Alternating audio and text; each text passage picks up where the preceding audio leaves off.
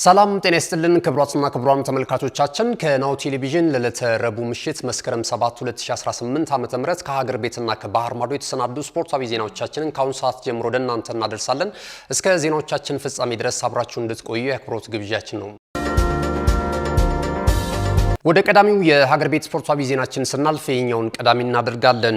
ኢትዮጵያውያን የአፍሪካ ዋንጫ የውድድር መድረክ በመጣ ቁጥር ያለን የእግር ኳስ ብሔራዊ ቡድናችን እጅጉን ደካማ በመሆኑ ምክንያት ያዝናሉ፣ በቁጭት ይንገበገባሉ። ይህ መጥፎ የእግር ኳስ ታሪካችን ተፍቆ በራሳችን ልጆች አዲስ ታሪክ የምንሰራበት ጊዜ እየመጣ ነው። ይህ ከንቱ ተስፋ አይደለም። ከዚህ አዲስ ታሪክ ጋር ለመገናኘት 10 ዓመት ብቻ ጠብቆ በማለት የተናገሩት ጠቅላይ ሚኒስትር ዶክተር አብይ አህመድ ናቸው። ነገን ዛሬ ላይ ማየት መስራት ለሚለው ቀለል ባለ መንገድ ለመገንዘብ ኢትዮጵያውያን የአፍሪካ እግር ኳስ ጨዋታ በመጣ ቁጥር ያዝናሉ፣ ይተክዛሉ፣ ይተቻሉ። ለምን? የኢትዮጵያ ብሔራዊ ቡድን በእንደዚያ ባለው መድረክ ልክ እንደ ሩጫው ስመጥር ስራ ሲሰራ ስለማያዩ ዛሬ በእርግጠኝነት ብነግራችሁ የዛሬ 10 ዓመት ቢበዛ የዛሬ 10 ዓመት የኢትዮጵያ ብሔራዊ ቡድን በአፍሪካ ውስጥ አስደናቂ ስራ ሰርቶ እኛም እንደሌሎቹ የምንተክዝ ሳንሆን በአፍሪካ መድረክ በዓለም መድረክ በልጆቻችን የተካነ ብቃት የምንኮራበት ጊዜ ይመጣል። ይሄ ምኞት አይደለም፣ በስራ የተገለጠ ነው። አዲስ አበባ ላይ ከ100 በላይ ጥቃቅን ስታዲየሞች ገንብተናል። በየሰፈሩ እንደምታዩት። ለምን? እሱን ሳትሰራ ቴሌቪዥን እያየ ብትቆጭ ከቁጭት ባሻገር ውጤት ልታይ አትችልም። ፋውንዴሽኑን ብትሰራ ግን ነገ ለውጥ ይመጣል። ለዚህ ነው መንግስት ዛሬ ላይ ሆኖ ነገን የሚተልመው። የዛሬ 2 ዓመት 3 ዓመት ባይደርስልኝ 5 6 7 10 ዓመት ላይ ኢትዮጵያ ጠንካራ ቲም እንዲኖራት ዛሬ ኢንቨስት ማድረግ አለብኝ ብሎ መንግስት ይሰራል። ይሄ አንዱ ማሳያ ነው። ሁለተኛው ማሳያ የትምህርት ጥራት ነው። የኢዜማው ሊቀመንበር የሚመራው የትምህርት ሚኒስቴር የትምህርት ጥራት ማረጋገጥ አለብን ብለን ሮድማፕ አውጥተን ከወሰን በኋላ በመጀመሪያው ዓመት በሁለተኛው ዓመት የነበረውን ጩኸት ታውቃላችሁ። በዚህኛው ዓመት ለውጥ መጥቷል። በሚቀጥሉት 2-3 ዓመታት የምንፈልግበት ስንደርስ 15% ገደማ በየትኛውም የትምህርት ገበታ ሊወዳደሩ የሚችሉ ብቃት ያላቸው ኢትዮጵያውያን ከፈጠር ቅድም ያለውን ብልጽግና በምኞት ብቻ ሳይሆን በግልጽ መንገድ እንከውነዋለን ማለት ነው። በቅርቡ ኢትዮጵያ የኒውክሌር ፕላንት ስራ ጀምራለሁ ብላ ማወጇ ይታወቃል። አንዳንዶች ከኢነርጂ ጋር ብቻ አገናኝተው አይተውታል። እዚህ ያላችሁ ሰዎች መገንዘብ ያለባችሁ በኒውክሌር ቴክኖሎጂ ላይ ኢትዮጵያ መስራት ስትጀምር የሕክምና ሳይንስ ያድጋል፣ ፕሪሲሽን ፋርሚንግ ያድጋል፣ የውሃ አጠቃቀም ያድጋል።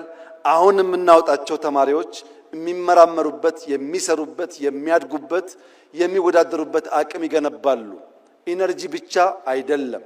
ወደ እግር ኳሳዊ ዜናችን ተመልሰናል። የኢትዮጵያ ከ20 ዓመት በታች ሴት ብሔራዊ ቡድን በፖላንድ አስተናጋጅነት ወደሚከናወነው የሴቶች ከ20 ዓመት በታች የዓለም እግር ኳስ ዋንጫ የውድድር መድረክ ላይ ለመሳተፍ የቅድመ ማጣሪያ ደርሶ መልስ ጨዋታውን ከኬንያ አቻው ጋር ፊታችን ቅዳሜ እዚሁ አዲስ አበባ አበበ ቢቂላ ስቴዲየም ላይ የሚያከናውን ይሆናል። የብሔራዊ ቡድኑ አጠቃላይ ተስፈኛ ተጫዋቾች ልምምዳቸውን ሲሰሩ የቆዩ ሲሆን ጨዋታውን በማሸነፍ እንደዚሁ በሜዳቸው ላይ የሚያደርጉትን ጨዋታ አሸንፈው ወደ ናይሮቢ ለማምራት መዘጋጀታቸው እየተገለጸ ይገኛል። በአሰልጣኝ ቻለው ለሜቻ የሚሰለጥኑ ታዳጊዎቹ ሉሲዎች ጨዋታውን ለማሸነፍ ጥሩ የስነ ልቦና ዝግጅት ላይ እንደሚገኙ ከስፍራው ያገኘነው መረጃ ያመለክታል። አሰልጣኝ ቻለው ለሜቻ በነገው ዕለት አጠቃላይ የብሔራዊ ቡድኑን ዝግጅት በተመለከተ ለሚዲያ አካላትና ለስፖርት ቤተሰቡ ጋዜጣዊ መግለጫ ይሰጣሉ ተብሎ ይጠበቃል። ወደ መጨረሻው የሀገር ቤት ስፖርታዊ ዜናችን አልፈናል። የኢትዮጵያ እግር ኳስ ፌዴሬሽን በክረምቱ የተጫዋቾች የዝውውር መስኮት የትኞቹ ተጫዋቾች የትኛውን ክለብ ተቀላቀሉ የሚለውን ጥያቄ እየመለሰና እንደዚሁም ዝውውሮችን ይፋ እያደረገ ይገኛል። በዚህም መሰረት ድሬዳዋ ከተማ የቀድሞ ተጫዋቹን ዳግም ማስፈረሙ እየተገለጸ ይገኛል። ይህም ግብ ጠባቂ ፍሬው ጌታሁን ሲሆን ያለፉትን ጊዜያቶች በኢትዮጵያ ንግድ ባንክ እግር ኳስ ክለብ ውስጥ ማሳለፉ የሚታወስ ነው። አሁን በክረምቱ የተጫዋቾች የዝውውሩ መስኮት ለአንድ ዓመት በሚቆይ ውል እንደዚሁ ወደ ድሬዳዋ ከተማ ማቅናቱን የኢትዮጵያ እግር ኳስ ፌዴሬሽን ይፋ አድርጓል።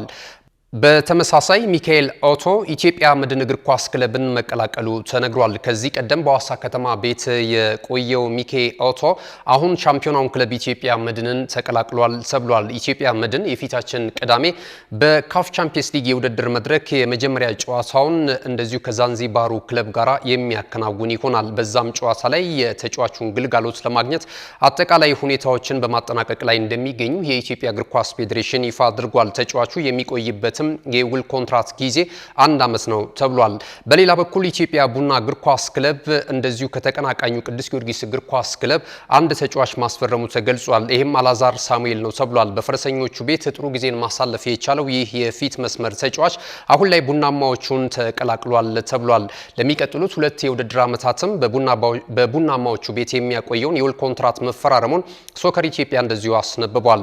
በሌላ መልኩ ሀዲያ ሆሳና እግር ኳስ ክለብ ምክትል አሰልጣኝ መቅጠሩንም ይፋ ያደረገው የኢትዮጵያ እግር ኳስ ፌዴሬሽን የቀድሞው የኢትዮጵያ ብሔራዊ ቡድን በተለይ ደግሞ በቅዱስ ጊዮርጊስ እግር ኳስ ክለብ በርካታ ስኬቶችን ማጣጣም የቻለውን አንጋፋውን የተከላካይ ስፍራ ተጫዋቹን ደጉ ደበበን በምክትል አሰልጣኝነት ሾሟል ተብሏል። ክቡራትና ክቡራን ተመልካቾቻችን ከናሁ ቴሌቪዥን ስፖርታዊ ዜናዎቻችን እንደቀጠሉ ናቸው። ቀደም ሲል የሀገር ቤት ስፖርታዊ ዜናዎችን ወደ እናንተ አድርሰናል። ከዚህ ሰዓት ጀምረን ደግሞ ከባህር ማዶ የተለያዩ የወሬ ምንጮች ያሰናዳናቸውን ስፖርታዊ ዜናዎች ወደ እናንተ የምናደርስ ይሆናል። አሁንም ቆይታችሁን ከኛ ጋር እንድታደርጉ እንጋብዛለን። ካሽጎ በየትኛውም ዓለም ሆነው በማንኛውም ሰዓት ለወገኑ የሚደርሱበት ፈጣን የገንዘብ መላኪያ ተከፈተሎ። ማስተርና ቪዛ ካርዶን በመጠቀም ከ5 እስከ 20 ዶላር የሚልኩበት አዲስ የገንዘብ መላኪያ መንገድ። ካሽጎን ለየት የሚያደርገው የትኛውም የገንዘብ ዝውውር በፍጥነት አገልግሎት ከመስጠቱም ባሻገር ለማንኛውም አገልግሎት ምንም አይነት ክፍያ አለመጠየቁ ነው። በሀገራችን ታሪክ ገንዘብን ከውጪ ወደ ሀገር ቤት በማስተላለፍ በመተግበሪያ መልክ አገልግሎት መስጠት የጀመረው የመጀመሪያው ሀገር በቀል የገንዘብ መላኪያ ዘዴ ካሽጎ ከ4500 በላይ ባሉ የባንክ ቅርንጫፎች አገልግሎት እየሰጠ ይገኛል። ገንዘቦን በሰኮንዶች ልዩነት ውስጥ ይፈልጉ በአካውንቶ ወይንም በእጆ ቆጥረው የሚወስዱበት ልዩ ዘዴ። በቅርቡ ሁሉንም ኢትዮጵያዊ ባለቤት ለማድረግ ጉዞ የጀመረው ካሽጎ ዛሬውኑ መተግበሪያውን በስልኮ ላይ በመጫን የአገልግሎቱ ተጠቃሚ ሆኑ። ፍጥነት መለያችን፣ ኢትዮጵያን መክፈቻችን፣ ካሽጎ ነው መላኪያችን። ካሽጎ የአዲሱ ትውልድ ብራንድ። እነሆ የምስራች! የ10 አየር መንገድ የበረራ ትኬት ለውድ ደንበኞቹ በተቀላጠፈና አስተማማኝ በሆነ መንገድ እያቀረበ ያለው። በዚህም በደንበኞቹ የተመሰገነው ጉዞጎ አሁን ደግሞ ተደራሽነቱን በማስፋት ተጨማሪ ባንኮችን በማካተት ለውድ ደንበኞቹ የበለጠ አስተማማኝ ለመሆን ችሏል።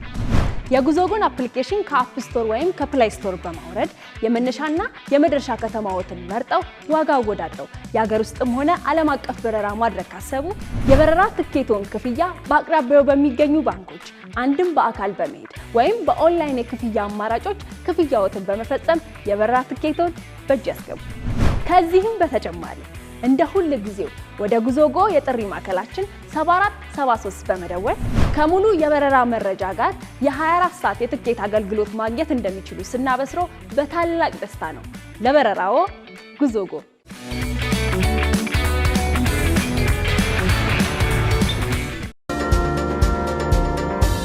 ወደ ቀዳሚው የሀገር ቤት ስፖርታዊ ዜናችን ስናልፍ ግዙፉን የእግር ኳስ መድረክ የሆነውን የአውሮፓ ቻምፒየንስ ሊግ የውድድር መድረክ መረጃን ቀዳሚ እናደርጋለን። ተናፋቂው የአውሮፓ ቻምፒየንስ ሊግ የውድድር መድረክ ትላንትና ምሽት አርሰናል ከአትሌቲክ ቢልባኦ እንደዚሁም ፒኤስቪ ከካራባ ባደረጉት ጨዋታ ጅማሮውን ማድረጉ የሚታወስ ነው። በዕለቱም ምሽት ላይ በርከት ያሉ ጨዋታዎችንም አስመልክቶ ነበር። የመርሃ ግብሩ ቀሪ ጨዋታዎች ዛሬ ምሽትም ቀጥለው ሲከናወኑ በመርሃ ግብሩ ላይ ከሚከናወኑ ተጠባቂ ጨዋታዎች መካከል የጀርመኑ ክለብ ባየር ሙኒክ ከእንግሊዙ ክለብ ቼልሲ ጋር የሚያደርጉት ጨዋታ በእግር ኳሱ ቤተሰብ ዘንድ ትልቅ ትኩረትን አግኝቷል። በዚህ ጨዋታ ላይ በተለይ ኒኮላስ ጃክሰን የጨዋታውን ትኩረት የሚያገኝ ተጫዋች ሊሆን እንደሚችል ተነግሯል። በእርግጥ እናት ክለቡን ስለማይገጥም የዛሬውን ጨዋታ ተጠባባቂ ወንበር ላይ ሆኖ የቀድሞ ክለቡና የአሁኑ ክለቡ የሚያደርጉትን የቻምፒየንስ ሊግ ፍጥጫ እንደዚሁ ተጠባባቂ ወንበር ላይ ተቀምጦ ይመለከታል ተብሎ ይገመታል። ሁለቱ ክለቦች በተለይ በ2012 በዚሁ የውድድር መድረክ ላይ በፍጻሜው ተገናኝተው ቼልሲ ጨዋታውን በመለያ ምት በማሸነፍ የመድረኩን የዋንጫ ክብር ማሳካቱም የሚታወስ ነው። በዛሬው ጨዋታ ላይ በባለሜዳው ክለብ ባየር ሙኒክ በኩል አልፎንሶ ዴቪስ እንደዚሁም ራፋኤል ጉሬሮ በጉዳት ምክንያት ለጨዋታው ዝግጁ ያለመሆናቸውን አሰልጣኝ ቪሴንት ኮምፓኒ ይፋ ማድረጋቸው ይታወሳል። በተመሳሳይ እንደዚሁ ኒኮላስ ጃክሰንም ከስብስቡ ውጪ ተደርጓል። በቼልሲ በኩል እንደዚሁ ሌቪ ኮልዊል፣ ሊያም ዴላፕና እንደዚሁ ሮሚዮ ላቪያ በጉዳት ምክንያት ለጨዋታው ዝግጁ ያለመሆናቸው የተነገረ ሲሆን ኮል ፓልመር ግን ከገጠመው ጉዳት አገግሞ ለዛሬው ጨዋታ ዝግጁ መሆኑን አሰልጣኝ ኤንዞ ማሬስካ በጋዜጣዊ መግለጫ ወቅት አረጋግጧል። ሌሎችም ጨዋታዎች እንደዚሁ ምሽት ላይ ቀጥለው የሚከናወኑ ሲሆን የእንግሊዙ ክለብ ሊቨርፑል በሜዳው አንፊልድ ሮድ የስፔኑ ክለብ አትሌቲኮ ማድሪድን የሚያስተናግድበትም ጨዋታ ትልቅ ትኩረትን አግኝቷል። በዚህ ጨዋታ ላይ አሌክሳንደር አይዛክ በክረምቱ የተጫዋቾች የዝውውር መስኮት ላይ የእንግሊዝን የዝውውር ሪከርድ በመስበር በ127 ሚሊዮን ፓውንድ አንፊልድ ሮድ መድረሱ የሚታወስ ነው። እስካሁን ድረስ ለአዲስ ክለቡ ጨዋታ ማድረግ ያልቻለው አሌክሳንደር አይዛክ በዚህ ጨዋታ ላይ ወደ ሜዳ ይገባል ተብሎ ይጠበቃል። አርነ ስሎትም ይህንን ሁኔታ በተመለከተ ማረጋገጫ ሰጥቷል። ሌላው የአምናው የመድረኩ ሻምፒዮናው ክለብ የፈረንሳዩ ክለብ ፒኤስጂ በሜዳው ፓርክ ዴ ፕሬንስ እንደዚሁ የጣሊያኑን ክለብ አታላንታን የሚያስተናግድበትም ጨዋታ እንደዚሁ ተጠባቂ ሆኗል። የሆላንዱ ክለብ አያክስ አምስተርዳም በሜዳው እንደዚሁ ከጣሊያኑን ክለብ ኢንተር ሚላንን ዛሬ በአውሮፓ ቻምፒየንስ ሊግ የውድድር መድረክ ላይ የሚያስተናግድበት ጨዋታ ትኩረትን ካገኙ ጨዋታዎች መካከል አንደኛው ሆኗል። ከዚሁ ከአውሮፓ ቻምፒየንስ ሊግ የውድድር መድረክ መረጃ ሳንወጣ በነገው ዕለት በሚደረገው የባርሴሎናና የኒውካስል ዩናይትድ ጨዋታ ላይ ተስፈኛው የ18 ዓመቱ የፊት መስመር ተጫዋች ላሚን ያማል ለባርሴሎና ግልጋሎት እንደማይሰጥ በጉዳት ምክንያት እየተገለጸ ይገኛል።